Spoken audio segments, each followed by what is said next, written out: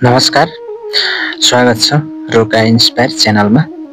आज चाहिँ मैले केही जीवन उपयोगी सन्देशमूलक जानकारी तपाईहरुमाझ लिएर आएको छु। भिडियो अन्त्यसम्म सुन्नुहोला। आउनुहोस् भिडियोलाई सुरु गरौँ। न त कोही पूर्ण असल हुन्छ, न त कोही पूर्ण खराब। असल खराबको सीमारेखा त बास्ना जस्तै यस्तै हुन्छ। समयको हावाले छुँदा तुरुन्त दिशा बदल्दछ। त्यसैले कसैलाई अन्तिम रूपमा असल वा खराब ठहर गर्नु समयको न्यायलाई नमान्नु हो।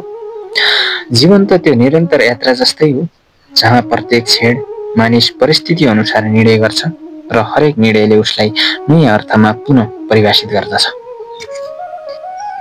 बिल गेट्स भन्नुहुन्छ, नकारात्मक मानिसलाई टाढा राख, विगतलाई भुलिदेऊ, गल्ती स्वीकार गर र नयाँ खुसीसहित जीवन फेरि सुरु गर। जीवनको यात्रामा नकारात्मक आत्माहरू केवल बोझ हुन्। उनीहरूलाई टाढा राख्न सक्नु नै आत्माको शुद्धिकरण हो। विगत स्मृतिको पिजरा जस्तै मात्र हो, जसलाई बिर्सन सके वर्तमान स्वतन्त्र हुन्छ। गल्तीलाई स्वीकार गर्नु भनेको पराजय होइन, बरु आत्मचेतनाको सर्वोच्च साहस हो।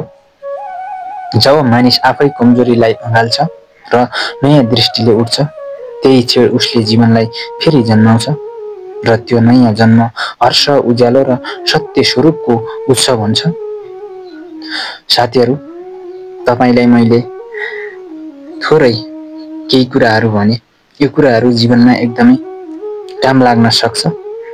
यो कुराहरूलाई मनन गरेर तपाई हरेक क्षेत्रमा, हरेक ठाउँमा यो कुराहरूलाई ध्यान राखेर अगाडि बढ्नुभयो भने जीवनमा कहीँ न कहीँ तपाईले ठूलो सफलता हासिल गर्न सक्नुहुन्छ। यस्तै जीवन उपयोगी भिडियोहरू सुन्नको लागि हाम्रो युट्युब च्यानललाई सब्स्क्राइब गरेर जोडिन नभुल्नुहोला। तपाई कुन ठाउँबाट हाम्रो भिडियो हेर्दै हुनुहुन्छ कमेन्ट बक्समा कमेन्ट गर्नुहोला। हौसला स्वरूप एउटा लाइक गर्नुहोला। आजको बसाइमा यति नै। भोलि फेरि अर्को यस्तै सन्देशमूलक सामग्रीसहित उपस्थित हुने बाचा गर्दै आजको बसाइबाट पनि म बिदा हुन चाहन्छु। धन्यवाद।